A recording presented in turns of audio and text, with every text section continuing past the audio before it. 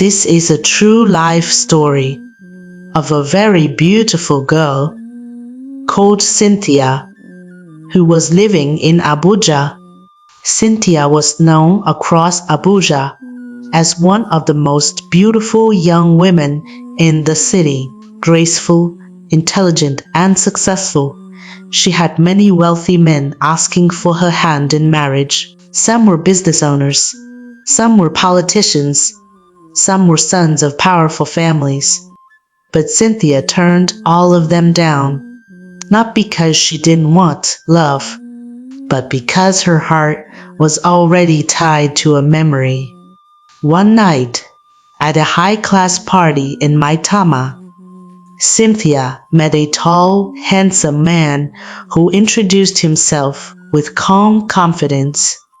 "My name is Mike, the president's son." His charm, his smile, the way he carried himself, everything matched the picture of someone born into power, and the resemblance was striking. To Cynthia, it was like she had met a prince in human form. From that day, nobody else mattered. She pushed all her suitors away angrily, even insulting some of them. Her friends warned her, but Cynthia was blinded. Mike told her he loved her, that he wanted to test her loyalty before introducing her officially to his beautiful family. Cynthia, lost in obsession, gave him everything, her savings, her jewelry, and even sold some of her properties. Each time she handed him money, he smiled warmly and said, "Don't worry, my angel, when you move with me to Aso Rock, we have everything." "Don't worry, my angel. When you move with me to Aso Rock, you will have everything." She believed him. For months, they lived together in Abuja. She cooked for him, cared for him, and waited for the day he would fulfill his promise. Mike claimed he father warned him to only date girls whose parents were also politicians. Also, the security at ASO Rock won't allow any girl in without approval from the president. He told her to be patient. She obeyed. Until one morning, after she transferred her remaining money to him, Mike told her he was traveling briefly to Lagos for a presidential assignment. He didn't return. His phone went off. No message, no explanation. Cynthia panicked. She rushed to the mansion where he usually stayed. When she arrived, her heart dropped. The gate was locked with a heavy padlock. The neighbors said he left the day before with 2 big bags. They also informed her that the mansion belongs to a very wealthy bussiness man who was living in Canada. Cynthia fell to her knees. Everything she had worked for was gone, all because she trusted a dream instead of reality. She ran to the police, shaking, crying as she narrated her story. The officer in charge looked at her with pity. "Madam, you are not the first. This same Mike has been scamming rich ladies in Abuja for over 10 years. Cynthia froze. "What?" "Yes, he impersonates powerful people. Sometimes he claims he is a senator's son. Sometimes he says he works in the presidency. He has many identities." The investigation started immediately. With digital tracing, the police tracked him. But what shocked everyone was what they found. Mike had used Cynthia's money and the money of many other victims to buy a big house for his wife and child. The woman knew nothing. She believed her husband still worked in a private accounting firm. She had no idea he had quit the job and had been living a double life for years. The Lagos police raided the house early in the morning. Mike tried to escape through the back door, but the officers caught him. His wife screamed in confusion as her world collapsed. Back in Abuja, Cynthia was called to identify him. When she saw Mike in handcuffs, her heart broke, not because she wanted him back, but because she finally saw the truth. She had fallen in love with a lie. Mike and his wife were taken in for questioning. The woman cried, insisting she never knew anything about her husband's crimes.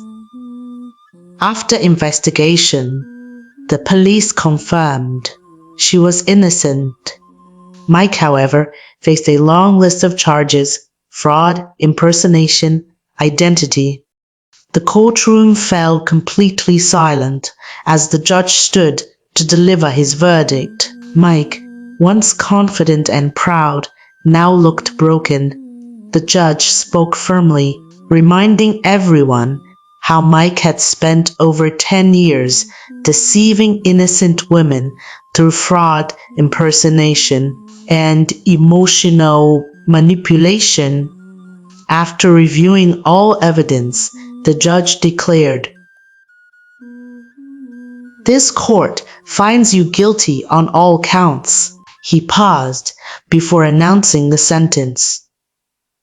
"You are hereby sentenced to 25 years imprisonment without the option of parole." A deep murmur spread across the courtroom.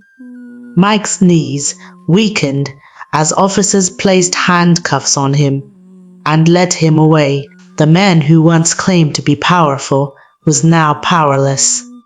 Days later, Mike was transferred to a notorious maximum security prison, known for its harsh conditions and dangerous inmates. There were no privileges, no lies to protect him, and no one to impress. Inside those walls, Mike was forced to face the reality of his actions for the first time. Life in prison was unforgiving. The stress, fear, and regret slowly destroyed his health. His strength faded, and the confidence that once defined him disappeared. Months later, Mike had died in custody due to health complications. When Cynthia heard the news, she felt no joy, only peace. Justice had taken its course, proving that no lie lasts forever, and every evil act eventually meets its end. The story of Cynthia and Mike teaches powerful lessons about love, trust, self-worth, and the danger of living in illusions. Cynthia was not poor, ignorant, or desperate. She was beautiful, intelligent, and successful. Yet, she fell into a painful trap because she allowed emotions and admiration for power to silence her reasoning. This shows that no one is immune to deception when emotions take control. One major lesson from this story is that appearance and status are not proof of character.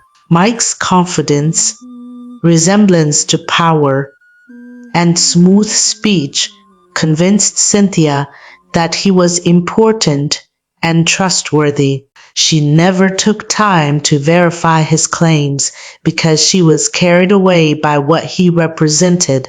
In today's society, many people hide behind titles, luxury, and connections to manipulate others. True character is revealed not by what someone claims to be, but by consistent truth, transparency, and accountability. Another important lesson is that love should never require blind sacrifices. Mike repeatedly demanded money under the excuse of testing loyalty. Genuine love does not demand financial ruin secrecy, or manipulation. Anyone who pressures a partner to prove love through money or fear of losing them is already abusing that trust. Cynthia's mistake was not loving, but believing that suffering and sacrifice were signs of devotion. Finally, this story also warns against obsession and pride. Cynthia drove away honest suitors because she felt she had found something greater. Pride made her believe she was chosen for a special destiny, and obsession made her ignore warnings. When pride enters relationships, it often pushes wisdom out. Humility allows people to ask questions, seek advice, and accept correction. And for you watching this story, may the Lord surround you with the right people. Don't forget to subscribe for more stories.